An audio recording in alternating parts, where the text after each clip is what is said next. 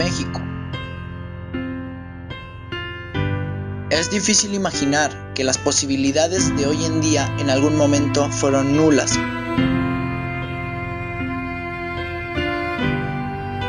Sin embargo, la historia, como cualquier recordatorio del pasado, nos muestra una época muy diferente.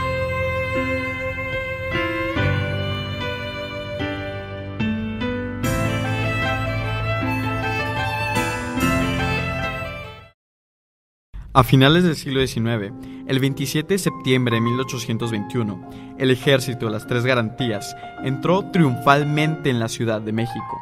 Un día después, se constituiría la Junta Provisional Gubernativa, redactando la Declaración de Independencia del Imperio Mexicano. En este mismo año, las condiciones sociales nos muestran que aún el poder se concentró en las élites de las clases acomodadas, como el clero, el ejército, los grandes terratenientes o los comerciantes. Por otro lado, los mestizos y castas mantenían el sitio más bajo dentro de la pirámide social. En esos momentos, la mayoría de la población se concentraba principalmente en el centro del país, con un norte casi completamente deshabitado. Ya una vez lograda la independencia, se crearon las escuelas llamadas amigas, bajo el patrocinio de la moral católica. En ese entonces existían 6 escuelas, y para 1827 ya habría más de 60. Un año más tarde, para 1822, se funda la Compañía Lancasteriana, con el propósito de difundir las primeras letras en las escuelas públicas. Mientras tanto, el comercio internacional estaba paralizado. Este intercambio había quedado obstaculizado y los sistemas de riego habían quedado abandonados. Todo esto se debió a la corrupción del gobierno y los excesivos impuestos al comercio interno. Por esto, enfrentar los graves problemas que vivía México implicaba que se desarrollara un proyecto de país. Se necesitaba cambiar la forma en que el gobierno tenía manipulada a la población, y al mismo tiempo era necesario trabajar por el reconocimiento del país y del gobierno por el resto de las naciones. Para esto, se presentaron varios proyectos, los cuales eran los sentimientos de la nación por parte de los insurgentes y los 2 documentos principales con los que se consuma la independencia: el Plan de Iguala, promulgado el 24 de febrero de 1821, y los Tratados de Córdoba, firmados exactamente 6 meses después. Continuando por el año de 1822, España se negaba a aceptar la independencia de su excolonia, y peor aún, tampoco contaba con el reconocimiento internacional. Había al menos 2 proyectos: el de los insurgentes, que representaban una tendencia democrática liberal, y los partidarios de Iturbide, que se inclinaban por la continuación de un sistema de privilegios y desigualdades. Para el 24 de febrero de este año, la Junta convoca un congreso para hacer una constitución, la cual nunca cumple su cometido. Poco después, el 18 de mayo, es aclamado como emperador Agustín Iturbide por un ejército, quien no fue coronado sino hasta el 21 de julio de ese mismo año. Con esto, el 31 de octubre, Iturbide disuelve el Congreso con el pretexto de incapacidad legislativa, y después crea una junta instituyente que se encarga de redactar una constitución, con lo que la regencia se fortaleció y, por ende, la influencia y el poder de Iturbide también fueron beneficiados. Es por eso que el 2 de diciembre de 1822 hubo un levantamiento armado por parte de Antonio López de Santana con el Plan de Casamata. En él declara nula la proclamación de emperador de Iturbide, y en su favor se le unen Nicolás Bravo y Vicente Guerrero.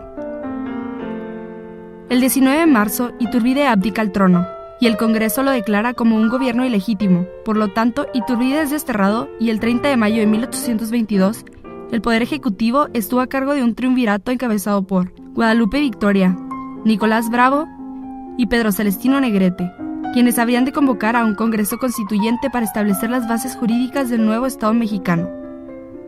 Un año más tarde, el 7 de mayo de 1824, en el Congreso se declara traidor y fuera de la ley Iturbide. El 19 de julio del mismo año, Iturbide fue apresado, juzgado por el Congreso de Tamaulipas y fusilado en Padillas, debido a que desafió la orden del destierro. El grupo que propone el proyecto republicano estaba formado por criollos, mestizos y algunas personas ilustradas que veían con buenos ojos la idea de formar una república a la manera francesa o estadounidense.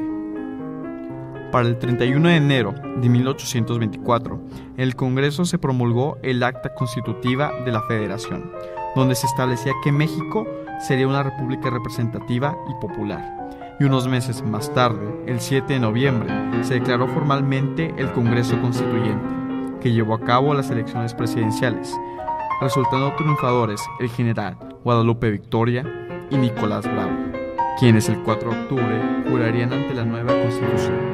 Manuel Félix Fernández, conocido como Guadalupe Victoria, fue el primer presidente de la República, el 10 de octubre de 1824, terminando su mandato el 31 de marzo de 1829. Nació en la villa de Tamazula, en la provincia de Nueva Vizcaya, en el actual estado de Durango. Fue diputado, senador y gobernador de Veracruz. Las prioridades de este gobierno eran el reconocimiento de México por otras naciones, estabilidad a su gobierno, reactivar la economía con la ayuda de Gran Bretaña para estrechar los lazos comerciales y solicitar financiamiento de 32 millones de pesos. Bajo la presidencia de Guadalupe Victoria, se capituló la última resistencia española atrincherada en el fuerte de San Juan de Ulúa en Veracruz. Así, el 18 de noviembre de 1825 fue abandonado por la última guarnición española, y de esta manera terminó la lucha militar con España. Luego de esto, surgió una nueva confrontación para decidir la forma de gobierno, si sería república federalista o centralista. La francmasonería se estableció en México desde el siglo XVIII. Existían dos tipos de masonería: el rito escocés, que defendía las ideas conservadoras. Estaba conformado por propietarios, comerciantes, alta jerarquía católica y los altos mandos militares. El ritual yorquino, apoyado por el estadounidense Joel Poinsett, a partir de julio de 1825, se basaba en ideas estadounidenses y fomentaban una idea antihispanista propuesta por el presidente estadounidense James Monroe: América para los americanos, mejor conocida como la Doctrina Monroe. Así aparecían los partidos conservador y liberal, de tendencia centralista y federalista. El motín de Cordada, llevado a cabo a finales de 1825 por Lorenzo de Zavala y José María Lobato en contra del presidente Victoria por considerar que éste había apoyado el triunfo del general Manuel Gómez Pedraza para el siguiente periodo.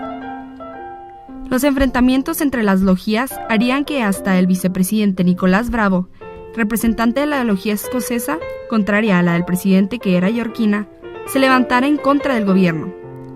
El presidente Victoria nombró a Vicente Guerrero para combatirlo. Bravo fue derrotado y hecho prisionero en Tenancingo, donde se le condenaría a muerte.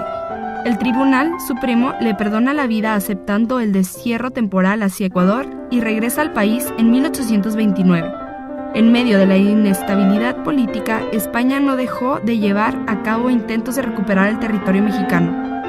Es por eso que en 1827 el Congreso emitiría un decreto para que ningún español peninsular, incluyendo al credo, tuviera puesto alguno en la administración pública hasta que España no reconociera al nuevo gobierno. Una vez terminado su mandato, Guadalupe Victoria se retira por ese momento a la vida privada, y para la clase política se tendría que empezar a tratar de encontrar una forma de gobierno más representativa del naciente país.